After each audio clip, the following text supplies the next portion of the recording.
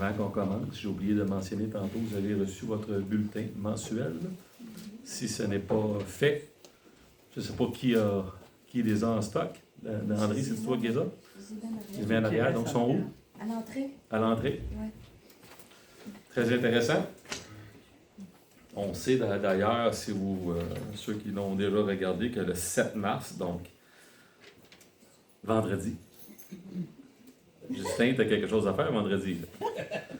C'est l'anniversaire de mariage en 1987.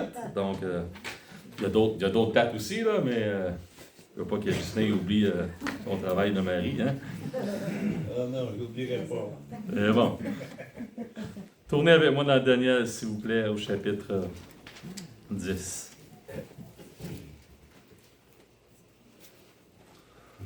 Je ne sais pas où vous êtes présentement dans vos vies ce matin. Peut-être que vous êtes triste, peut-être que vous êtes déçu, peut-être que vous êtes anxieux. Je vais prier dans quelques instants pour que Dieu nous offre une vision rafraîchie de sa personne, de sa gloire. Et mettez de côté ce qui vous accable et pensez à votre Sauveur, pensons à notre Créateur et implorons une vision rafraîchie de sa personne. Prions. Seigneur, on te demande, je dirais même qu'on t'implore, de renouveler en nous un esprit bien disposé, de rafraîchir notre compréhension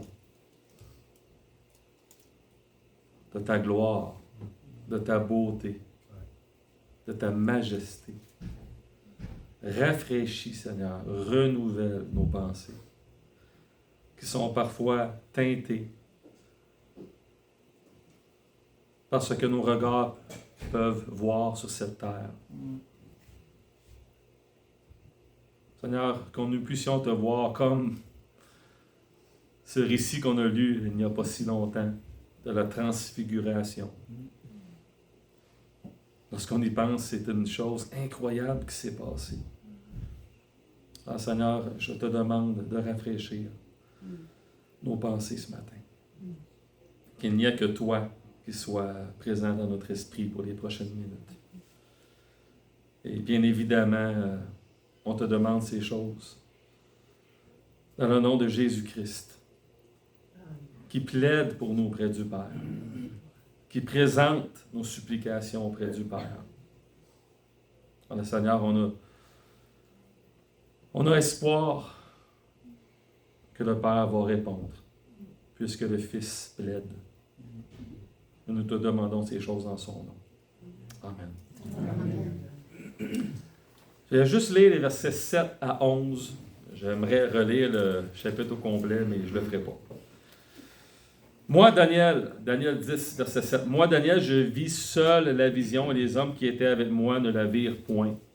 Mais ils furent saisis d'une grande frayeur et ils prirent la fuite pour se cacher.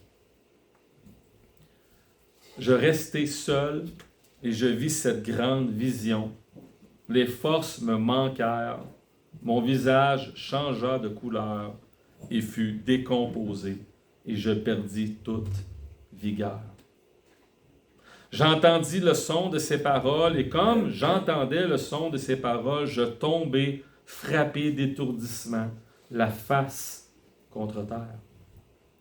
Et voici une main me toucha et secoua mes genoux et mes mains. Puis il me dit, Daniel, homme bien-aimé, sois attentif aux paroles que je vais te dire. Et tiens-toi debout à la place où tu es, car je suis maintenant envoyé vers toi. Lorsqu'il m'eut ainsi parlé, je me tins debout en tremblant.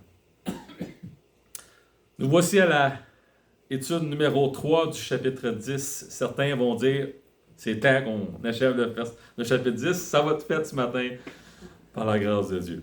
Et la raison pour laquelle je me suis un peu étalé au chapitre 10 et s'explique par la nature, je trouve, profondément pratique du chapitre 10.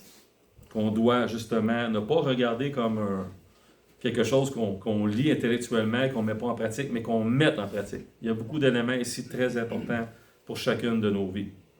Et ce matin, je vais être sensiblement plus concis, étant donné qu'on a parcouru beaucoup de chemin la semaine dernière. Et pour une rare fois, on a avancé plus que ce que j'avais prévu, donc j'étais content. Et d'ailleurs, je prends le temps pour vous dire, je sais qu'il y en a qui ne seront pas d'accord, mais laissez-moi quand même le partager. Excusez-moi si j'ai débordé du temps la semaine passée, quand j'ai fini de prêcher. Je dis, j'ai prêché trop longtemps, mais j'essaie de respecter un temps qui est précis. Il n'y a pas personne qui a fait de plainte. C'est moi qui vous partage ça. Et j'essaie de respecter un temps précis par respect, mais parfois, je ne sais pas pourquoi, mais c'est plus long. Je l'ignore, donc il y a des raisons que Dieu connaît. Et... Donc, sans plus tarder, on va se replonger dans le texte où on s'était arrêté la semaine dernière. Donc, juste un court, bref résumé. Je vais essayer d'être court et bref. Daniel, après des semaines de prière et de jeûne, je vous donne le contexte, reçoit une visite céleste. Celle de la deuxième personne du Dieu trinitaire qu'on avait vu, à savoir Jésus-Christ, le Fils unique de Dieu. Vous vous souviendrez que j'ai expliqué les raisons qui me poussent à penser ou à pencher pour cette interprétation. La description que Daniel donne du visiteur céleste semble clairement pointer vers Jésus-Christ. Si vous regardez les versets 5 et 6, ça dit « Je levai les yeux, je regardai, voici, il y avait un homme vêtu de lin, ayant sur les reins une ceinture d'or du faste. Son corps était comme de la chrysolite, son visage brillait comme l'éclair, ses yeux étaient comme des flammes de feu, ses bras et ses pieds ressemblaient à de l'airain poli, et le son de sa voix était comme le bruit d'une multitude. » Ça fait définitivement écho à ce qu'on voit dans le livre d'Apocalypse, lorsque l'apôtre Jean décrit le Seigneur Jésus. Alors, lorsque Daniel reçoit la vision, le texte nous dit qu'il est le seul à la discerner. Et les hommes qui se trouvent à ses côtés ne le peuvent pas. Et qu'est-ce qu'ils font? Ils courent se cacher. On voit ça au verset 7. Et désormais, là, Daniel se trouve seul avec Dieu, que le texte nous dit. Et le texte nous dit qu'il perd ses moyens. Ses forces disparaissent. Son visage devient pâle et toute sa vigueur l'abandonne. On voit ça au verset 8. Et c'est alors qu'un ange vient le rassurer, versets 10 à 12. Et d'un seul toucher, ses genoux et ses mains se raffermissent. Et d'une parole, son cœur est apaisé. Il est le bien-aimé de l'Éternel. Arrêtez-vous juste là-dessus, cet après-midi. Méditez ça pendant quelques instants. Daniel, bien-aimé de l'Éternel. Daniel, précieux à mon cœur. Dieu dit ça à Daniel. Sa prière a été entendue et répondue. Son humilité a été perçue, que le texte nous enseigne. Et rappelez-vous ce que ça dit dans Proverbe 3,34. Dieu résiste aux orgueilleux, mais il fait aux humbles. Le texte nous dit très clairement que Daniel fait preuve d'humilité. Dieu lui a fait grâce. Il lui dit, au verset 12, « Tes paroles ont été entendues, bien-aimé Daniel, et c'est à cause de tes paroles que je viens. » J'ai eu beau cette semaine à continuer à chercher, à trouver, à comprendre, à discerner, à assimiler l'énoncé ici. C'est à cause de tes paroles que je viens, je ne suis pas encore arrivé et je n'en ai pas été capable. Dieu est venu au secours de Daniel, de son serviteur, parce que celui-ci a déversé son cœur devant lui. C'est ce que ça dit. Donc Daniel a déversé son cœur avec humilité devant Dieu, et Dieu est venu. Dieu a répondu. Dans sa grâce, Dieu a intervenu. Et c'est là qu'on s'était plus ou moins arrêté. Donc, lisons dans un premier temps les versets 13 et 14, s'il vous plaît. Et ensuite, on va avancer. Ça dit, « Le chef du royaume de Perse m'a résisté 21 jours, mais voici, Michael, l'un des principaux chefs, est venu à mon secours et je suis demeuré là auprès des rois de Perse. Je viens maintenant pour te faire connaître ce qui doit arriver à ton peuple dans la suite des temps, car la vision concerne encore ces temps-là. » Et lisons les versets 20 et 21. « Il me dit, sais-tu pourquoi je suis venu vers toi? Maintenant, je m'en retourne pour combattre le chef de Perse. Et quand je partirai, voici le chef de Javan viendra. » On se rappelle que Javan, ça veut dire Grèce. Mais je veux te faire connaître ce qui est écrit dans le livre de la vérité. Personne ne m'aide contre ceux-là, excepté Michaël, votre chef. La première question qui me vient à l'esprit est la suivante. De qui est-il question? À qui on fait référence au verset 14 lorsqu'on dit « Le chef du royaume de Perse m'a résisté pendant 21 jours. » Excusez-moi. C'est qui ce chef du royaume de Perse qui résiste? Est-ce que c'est question d'un roi terrestre ou d'une force démoniaque? Personnellement, je penche pour la deuxième option. Et je vais vous expliquer pourquoi. Premièrement, parce que les serviteurs qui le combattent sont clairement des anges. Donc, ceux qui combattent le chef de Perse, c'est des anges. Deuxièmement, parce que le titre qui lui est donné n'est pas roi, mais chef. Si vous regardez un peu plus tôt dans le texte, vous allez voir que lorsque ça parle d'un roi terrestre, ça emploie le terme, la nomination roi. Mais ici, c'est la seule fois qu'on parle de chef. Vous allez voir que c'est comme ça que le texte utilise le terme. Et troisièmement, tout simplement le contexte. Et vous allez voir dans les semaines qui vont venir, chapitre 11, mais ça va faire du sens très clairement. Donc, ce texte nous enseigne que derrière les puissants du monde, ça je l'ai abondamment répété, là, il y a une activité démoniaque. Exact. Il y a une influence diabolique. On n'aime pas ça parler de ça, hein, mais c'est ce que le texte nous enseigne. Derrière la méchanceté et la perversité de l'homme se cachent Satan et ses agents. Des esprits méchants, on voit ça dans Éphésiens chapitre 6. Écoutez bien ici, là.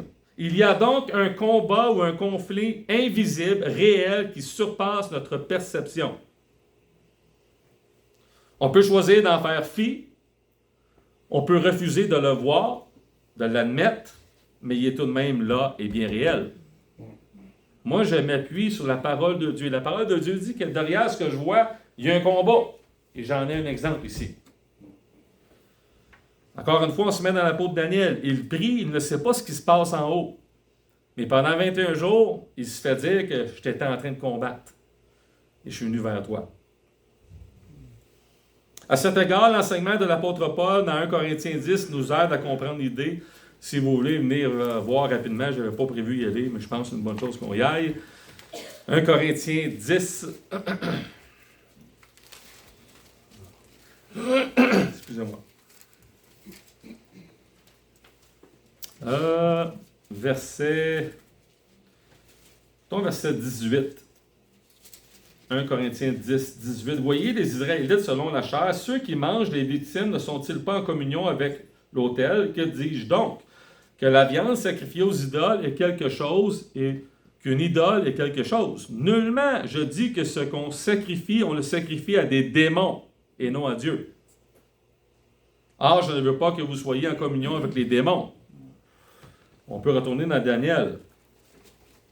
Mais ça nous aide à comprendre l'idée derrière les idoles, derrière les divinités, qu'est-ce qu'il y a? Des démons. C'est ce que le texte nous enseigne. Alors, derrière le roi de Perse, derrière le roi de Grèce, derrière les activités méchantes et perverses de l'homme, qu'est-ce qu'il y a? Il y a une activité démoniaque. C'est ce que le texte nous enseigne. Donc, on a d'un côté le chef du royaume de Perse, un ange déchu, et de l'autre, selon toute vraisemblance, je penche pour l'ange Gabriel, qui combat. En verset 13, le chef du royaume de Perse m'a résisté 21 jours, mais voici Michaël, l'un des principaux chefs, est venu à mon secours et je suis demeuré là auprès des rois de Perse. On va revenir un peu plus tard. Donc, pendant 21 jours, le chef de Perse résiste. Je m'arrête ici un instant, là. La puissance des ténèbres. 21 jours à combattre. Les serviteurs de Dieu. Jusqu'à ce que l'archange Michaël se mette de la partie et donne un coup de main à l'ange Gabriel. C'est ça qui se passe. Maintenant, je me présente devant vous ce matin, pas pour vous dire que je comprends tout ce qui se passe. Au contraire, je ne comprends pas tout ce qui se passe. Je ne prétends pas saisir ce qui s'est passé là-haut à cette époque-là, ni ce qui se passe présentement derrière, ce qui se passe présentement ici dans cette salle. Mais il y a une chose que je sais, c'est que derrière la scène, derrière ou en coulisses, indéniablement, il y a une activité démoniaque. Ça, je le sais avec assurance. La Bible le dit. Oui. Je ne peux pas le passer à côté. Il y a une activité, il y a un conflit derrière ce que je suis en mesure de voir. Donc, si je comprends bien, Dieu envoie l'archange Michael au secours de l'ange Gabriel afin que Gabriel puisse aller auprès de Daniel. C'est grosso modo ça? Pensez-y un instant. Là. C'est extraordinaire comme vérité. Moi, ça m'a saisi. Il y a un conflit qu'on n'est pas capable de voir en haut, un conflit beaucoup plus important que ce qui se passe sur Terre. Et l'Éternel juge sage d'envoyer Michael aider Gabriel pour que Gabriel puisse aller auprès de Daniel. Est-ce que vous pensez que Daniel a de la valeur aux yeux de Dieu? Amen. Dieu envoie l'un des anges les plus puissants, l'archange Michael, secourir un autre de ses anges afin qu'il puisse se rendre auprès de son serviteur Daniel, un homme. Vous lirez Hébreux 1 ou 2. Mais les anges sont au service des élus. Le texte nous dit. Alors, ça nous donne une idée de la valeur, de l'importance de Daniel et d'Israël à ses yeux. Si vous me suivez au verset 21, chapitre 10, verset 21, Daniel a de la valeur, mais Israël a de la valeur aux yeux de Dieu.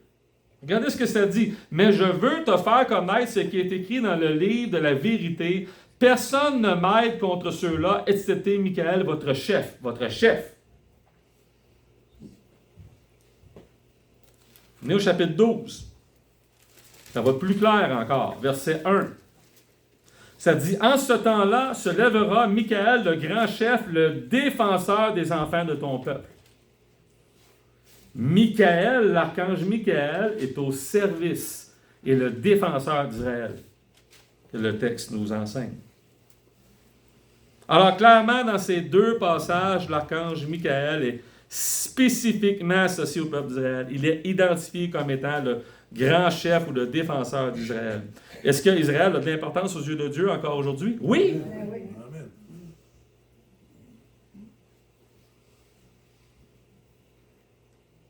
C'est encourageant pour Daniel et c'est encourageant pour nous. J'espère honnêtement que vous êtes encouragés par le chapitre 10, mais par Daniel au complet, mais par le chapitre 10. Dieu se préoccupe de ses serviteurs, de son peuple, de son Église. On ne mêlera pas tout, là. Hein, il y a les croyants, il y a l'Église, le peuple terrestre de Dieu, Israël, mais Dieu se préoccupe de son peuple. Et pour ce faire, il envoie ses anges. L'archange Michael lui-même se dresse en tant que défenseur d'Israël, pour protéger Israël. Alors, derrière ce qu'on voit, là, il y a quelque chose qui se passe. Si Dieu fait ça pour Israël, pensez-vous qu'il ne le fait pas pour ses enfants? Dieu protège son Église. Dieu, possiblement, présentement, est en train de vous protéger des attaques. Je ne le vois pas. Mais la Bible le dit. Quel encouragement. J'ai le goût de vous dire, et j'aime pas sortir cette phrase-là du contexte, mais si Dieu est pour nous, qui va être contre nous? Amen. Des fois, on dit ça trop facilement, cette phrase-là. Là. Même les anges majestueux sont au service des élus. Nous, on ne comprend pas les anges parce que, comme je l'ai dit au début de notre étude de Daniel, l'homme a donné toutes sortes de définitions, toutes sortes de caractéristiques aux anges qui ne sont pas dans la Bible. Puis les anges gardiens, puis etc., toutes ces idées-là. Fions-nous sur ce que la parole de Dieu dit. Dieu protège ses enfants. Il plaide auprès du Père pour eux. Il les défend face aux attaques de l'ennemi. Il envoie même ses anges à leur service. Petite parenthèse ici. Notre Dieu ne sommeille point. La Bible dit que notre Dieu ne sommeille point. Il travaille toute la nuit. Ça veut dire que lorsque je vais me coucher le soir, je ferme mes petits yeux vers 10 heures et que je me lève à 5-6 heures, qu'est-ce qui s'est passé? Il a travaillé toute la nuit. Si on veut le prendre de façon pratique, c'est ça que ça veut dire. Pendant que je dormais, lui est demeuré actif. C'est renversant. Alors, je vous donne un petit devoir pour demain matin. Quand vous allez vous lever demain matin, la première chose que vous devriez vous dire à votre réveil, c'est « Pendant que j'ai dormi, Dieu a travaillé. » Pour moi, pour faire avancer son plan. Amen. Vous allez voir, ça change, ça commence bien la journée. Notre Dieu est un travailleur infatigable. Il œuvre, jour et nuit. Pour ses enfants, pour son Église, pour Israël. Hein, vous savez, on a souvent tendance à penser que c'est nous qui travaillons pour Dieu. Souvent, on dit on travaille pour Dieu, mais c'est lui qui travaille pour nous. Amen. On est mêlés dans nos raisonnements. C'est lui qui ne prend pas de pause. C'est lui qui travaille en nous et à travers nous. Dans 2 Chroniques 16-9, tournez pas, ça dit « Car l'Éternel étend ses regards sur toute la terre pour soutenir ceux dont le cœur est tout entier à lui. » Il se promène partout sur la terre, puis il regarde, puis il ne sommeille pas, puis il œuvre. Il aime ça travailler. Il cherche constamment à travailler. Moi, je peux vous dire, quand je laisse une liste à mes enfants, la semaine de relâche a commencé depuis vendredi. Oh! Je leur dis, il y a 24 heures dans la journée, vous en dormez 8, 9. Quelqu'un dans la famille en dort plus, mais c'est pas ma femme ni Elliot, mais ça, c'est un autre sujet. Mais il en reste quand même 12 heures. J'ai dit, tu pourrais peut-être prendre 2 heures de faire pour travailler, puis le reste, fais ce que tu veux. Oh. Mon fils, là, son non-verbal est vraiment puissant. Okay? Dès que tu dis le mot travail, ça fait... Ses épaules tombent. Avez-vous ça, vous autres, j'ai où? J'étais amélioré. Dieu travaille, ne sommeille pas. Essayez ça demain matin, vous allez voir, ça va changer votre journée.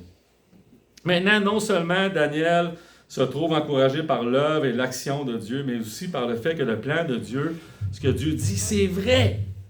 Ça va arriver, c'est certain. Hein, ce que Dieu dit dans la vision, c'est pas seulement par rapport aux événements futurs, ça va arriver, c'est pas une simple possibilité, c'est pas une probabilité, c'est une réalité. Alors, regardez ce que ça dit, verset 21. Mais je veux te faire connaître ce qui est écrit dans quoi? Dans le livre de la vérité. Donc, non seulement l'Éternel envoie un ange pour calmer, pour dire à Daniel, ne crains pas, pour le fortifier.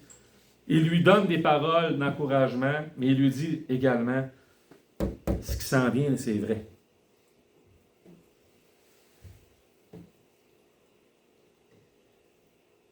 Vous savez, dans ce qu'il lui annonce, je vous rappelle, si vous lisez le verset 1, ça n'a rien de très beau, là.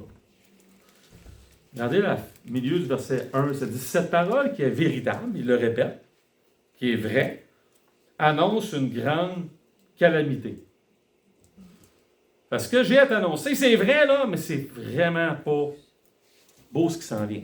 On va le voir au chapitre 11. J'aimerais vous encourager ce matin, frères et sœurs, ne craignons pas ce qui s'en vient, car Dieu est au contrôle. Amen. À la fin, là, vous savez c'est qui va gagner. Oui, amen. Vous le savez. À 2 reprises, verset 12, ça dit « Ne crains rien ». Verset 19, « Ne crains rien ». À 2 reprises, c'est la question de cet énoncé « Ne crains rien ». Dieu est là, Dieu va intervenir lorsque le temps va être venu, son œuvre va s'accomplir. Sois donc courageux, Daniel, sois donc ferme.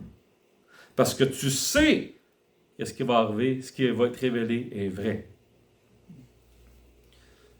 Il annonce à Daniel que ce qui va arriver dans le futur, verset 14, mais il le rassure, lui révélant que cette vision est véritable, verset 21.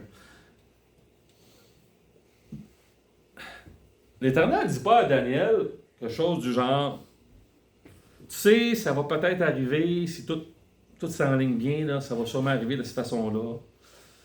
Voici, Daniel, comment j'aimerais que ça arrive. Non. Ça va arriver. Ce que je te dis, c'est la vérité. Il lui révèle exactement et précisément ce qui s'en vient. Et la vision qu'il lui donne est écrite dans le livre de la vérité. On va se le dire, ce qui se passe présentement dans le monde, c'est franchement inquiétant. On s'approche de plus en plus d'un chaos mondial. Chaque jour amène une tension additionnelle. Les décisions qui sont prises sont de plus en plus absurdes les unes que les autres. Êtes-vous d'accord? Et quand on pense avoir atteint la fin, le pire des scénarios, un autre scénario pire se déroule le lendemain. Mais mes frères et sœurs, à l'instar de Daniel, ne vivons pas dans la peur, dans l'inquiétude. Dieu a dit que ça va arriver. Donc, soyons rassurés, Dieu est là, Dieu combat pour nous, Dieu est en parfait contrôle, son plan, écoutez bien, là, son plan souverain s'accomplit et j'aimerais vous dire une chose, ça se passe exactement et précisément comme il l'a prévu. Je répète, ça se passe exactement et précisément comme il l'a prévu. Il y a juste Dieu qui peut faire ça. Lisez Isaïe, le prophète Isaïe, il dit, il n'y a rien qui va arriver si je ne l'ordonne pas. Ça arrive exactement comme Dieu l'a prévu. Quand vous regardez des nouvelles qui sont biaisées, quand vous regardez des nouvelles, que vous voyez des choses, vous entendez des choses, c'est exactement ça que Dieu veut. Il ne veut pas qu'on pêche, il ne veut pas que les gens soient méchants.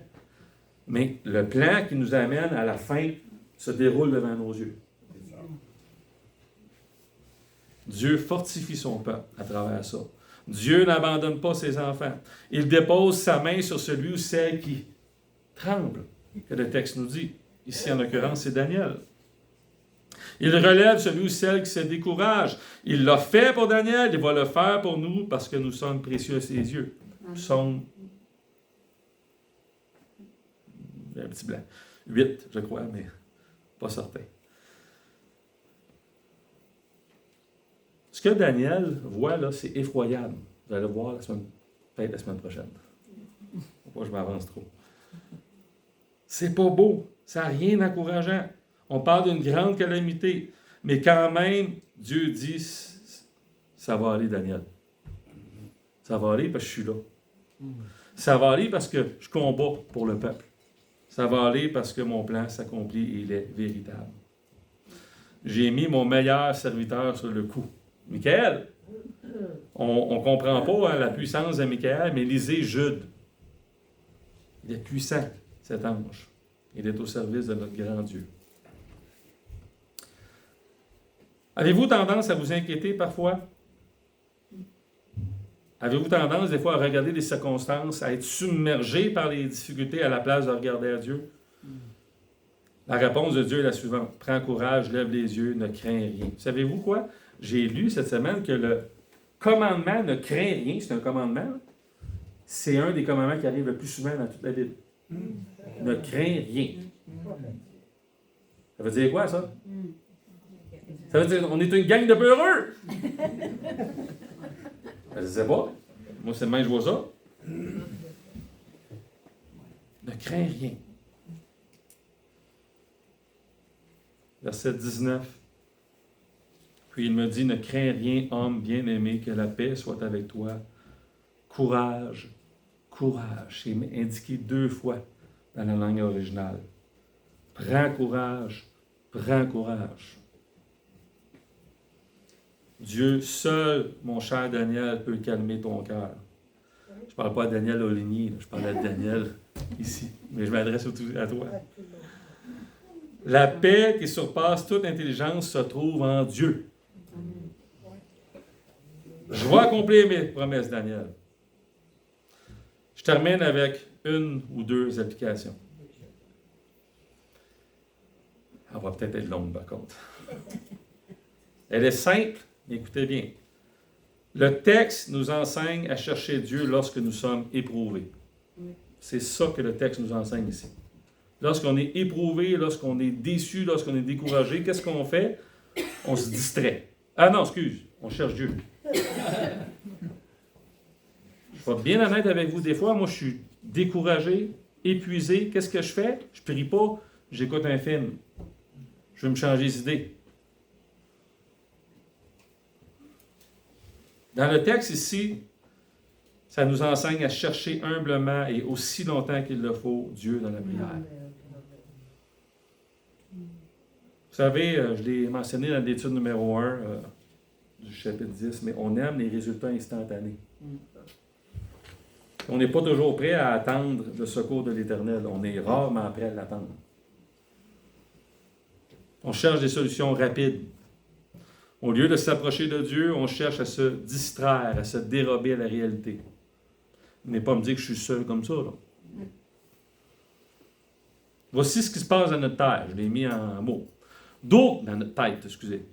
D'aucune manière je peux régler cette situation, c'est hors de mon contrôle. Donc, à la place de chercher Dieu, qu'est-ce que je fais? Je vais faire autre chose. Je vais me chercher à changer d'idée. Je vais travailler sur un autre projet. C'est ça que notre culture nous enseigne à tous les jours, 24 heures sur 24. Divertis-toi, fais-toi plaisir, évasion, pars en voyage, fais ci, fais ça. Fais pas prie, là. C'est distrais-toi. Mais Daniel, ce qu'on voit au chapitre 10, au lieu de tomber dans le découragement, qu'est-ce qu'il fait? Je ne le ferai pas, là, mais il tombe à genoux. Au lieu de se détourner de Dieu, que fait-il? Il se tourne vers Dieu. Au lieu de questionner, de douter, de murmurer, il fait confiance à Dieu. Il jeûne, il prie pendant 21 jours. Je ne vais pas donner trop de coups sur le clou. Mais mettez-vous dans sa place. Il a prié pendant des dizaines et des dizaines d'années pour que le peuple d'Israël puisse retourner et rebâtir Jérusalem. Et ils vont, après seulement plus ou moins 2 ans, tout est arrêté. Et ça dure longtemps l'arrêt. Là. Qu'est-ce qu'il fait comme réaction? Il n'est pas murmure, il n'est pas découragé, il prie.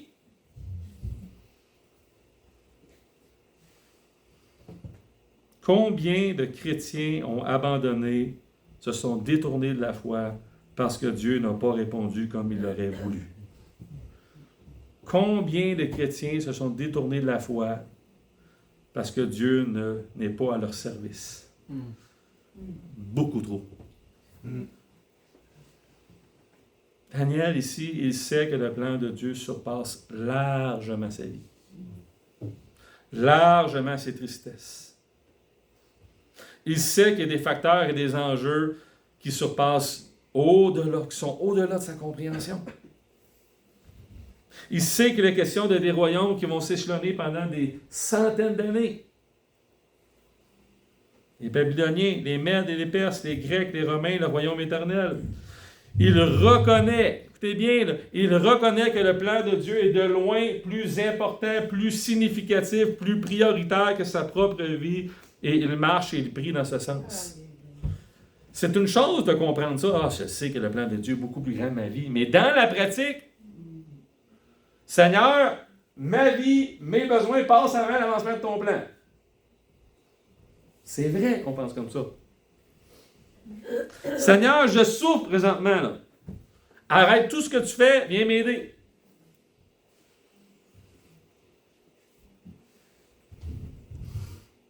Daniel n'a pas déposé les armes malgré son immense déception.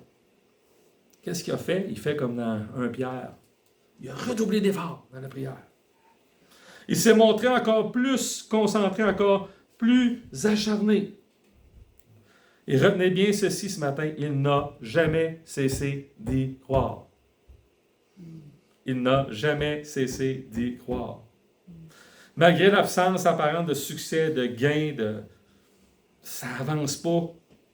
Il persévère et demeure focalisé. Alors, je vous pose la question ce matin, et nous? Est-ce que trop souvent, on passe à la prochaine étape? J'ai prié pour telle ou telle personne pendant tel ou tel jour, combien de semaines, d'années, là, passe à un autre sujet. Daniel n'a jamais cessé d'y croire. Si vous écoutez la grande majorité des prédicateurs populaires de nos jours, ils vont vous dire que Dieu veut vous bénir. C'est vrai que Dieu veut nous bénir, je ne vais pas mettre ça de côté. Là. Dieu veut vous donner ce que vous désirez. Tout ce que tu as à faire, c'est de demander. Ouvrez la TV, vous allez voir.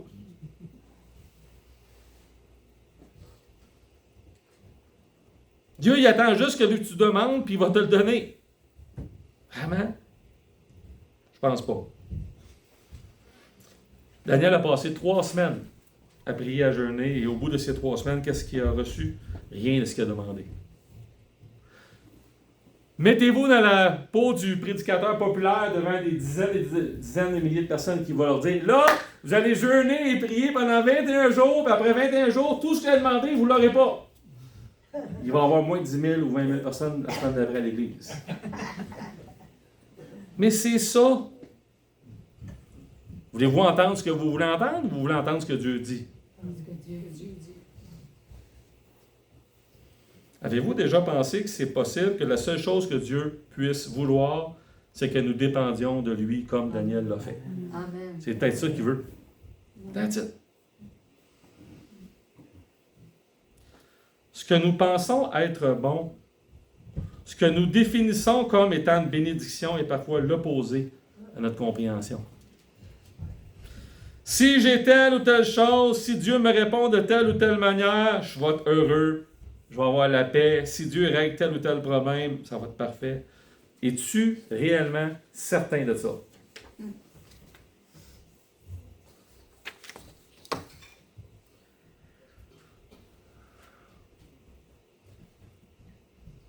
J'espère que vous allez bien comprendre cette phrase-là. Ce qu'on a vraiment besoin, c'est d'accepter Dieu comme il se révèle.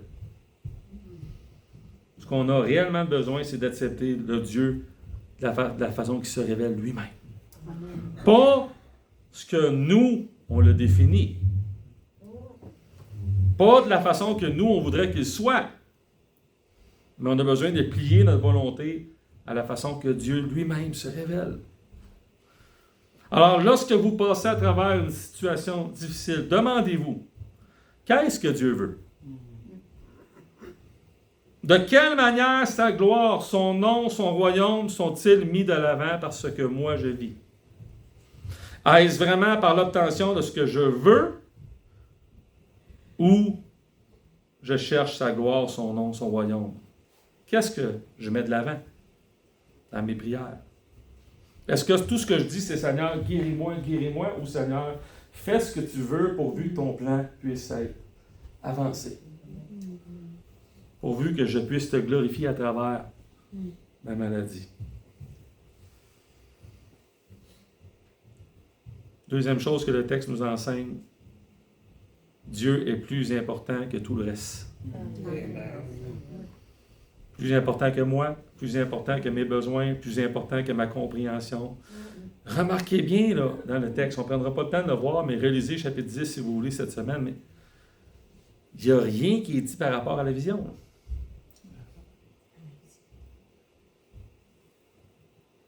Aucune explication n'est donnée. Il me semble que ça aurait calmé un peu Daniel. Le messager de l'Éternel ne dit rien concernant la vision. Tout ce que Daniel voit et entend est ce Dieu glorieux. Ça dit, versets 5 et 6, qu'il est vêtu de lin. On parle de Dieu. Il voit Dieu dans toute sa splendeur. Il entend la voix d'un bruit de multitude. Ce que Daniel a de besoin à ce moment précis, c'est de Dieu et de rien d'autre. Il n'a pas besoin de comprendre, mais il a besoin de voir Dieu dans toute sa splendeur, dans toute sa majesté. Frères et sœurs, vous n'avez pas besoin de comprendre pourquoi ceci ou pourquoi cela. Juste voir Dieu, entendre Dieu. Avez-vous déjà dit à Dieu, Seigneur, tout ce que je veux, c'est toi, rien d'autre? Oui. Rien d'autre! Mon cher Daniel, si tu regardes en bas, là, si tu regardes ce qui s'en vient, c'est désastreux. Et si tu regardes en haut, c'est merveilleux. Regarde en haut! Ce texte nous enseigne également qui sont les vrais ennemis de Dieu. Ce texte nous enseigne l'arme la plus efficace pour le combat, la prière. Ce texte nous enseigne à quoi peut-on s'attendre, à quoi peut s'attendre celui qui prie fidèlement. Et je termine avec ceci.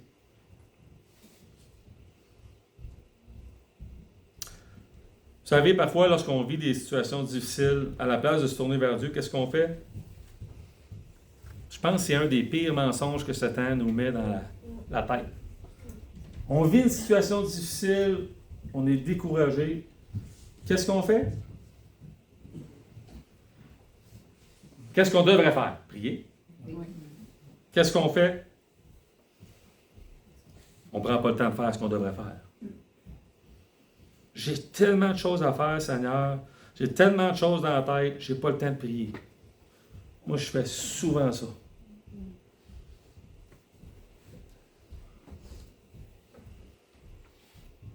Au milieu même des difficultés, on s'éloigne de ce qu'on a le plus besoin. Parfois, on prie. On prie quelques minutes. On prie encore quelques minutes. Ça ne fonctionne pas, on passe à d'autres choses. Vous n'avez jamais fait ça? C'est juste moi qui fais ça. On veut que ça fonctionne rapidement. Qu'est-ce que ça veut dire, lorsque ça dit dans la Bible? Attends le secours de l'Éternel en silence. Ça veut dire quoi? Attends! Seigneur, j'ai telle ou telle chose, ça va vraiment pas bien, il faut vraiment que tu m'aides. Il n'y a rien qui se passe, qu'est-ce que je fais? Option numéro 2. On fait précisément le contraire de ce que Daniel a fait.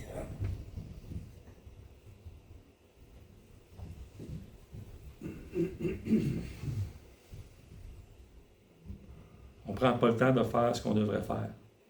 Chercher Dieu. Que le Seigneur nous vienne en aide, qu'il nous donne la sagesse de Daniel de se tourner vers lui. Prions. Merci Seigneur pour ta parole. Merci pour ta patience. Et merci Seigneur que tu travailles au-delà de ce qu'on peut voir. On est bien conscient, je l'espère ici, que c'est ton œuvre qui s'accomplit devant nous. Lorsqu'un homme, une femme vient à toi, qu'un homme ou une femme est sauvé, on le sait que c'est ton œuvre. Mais dans la pratique, Seigneur, des fois on oublie que derrière la scène, en coulisses, tu travailles. Alors on te prie, Dieu Tout-Puissant, de nous donner l'intelligence de te laisser travailler et de ne pas travailler sans toi. Donne-nous de mettre en pratique les principes qui sont si clairs dans ce chapitre. Et qu'à l'image de Daniel, nous puissions être fortifiés par toi, relevés par toi. Et qu'on garde, Seigneur, en tête toujours ce qui est le plus important. Ce n'est pas nous, ce n'est pas nos besoins. Ce n'est pas l'avancement de nos projets. Ce n'est pas ce qu'on peut faire pour toi. Ce qui est le plus important, c'est toi. Ton honneur, ta gloire et l'avancement de ton royaume.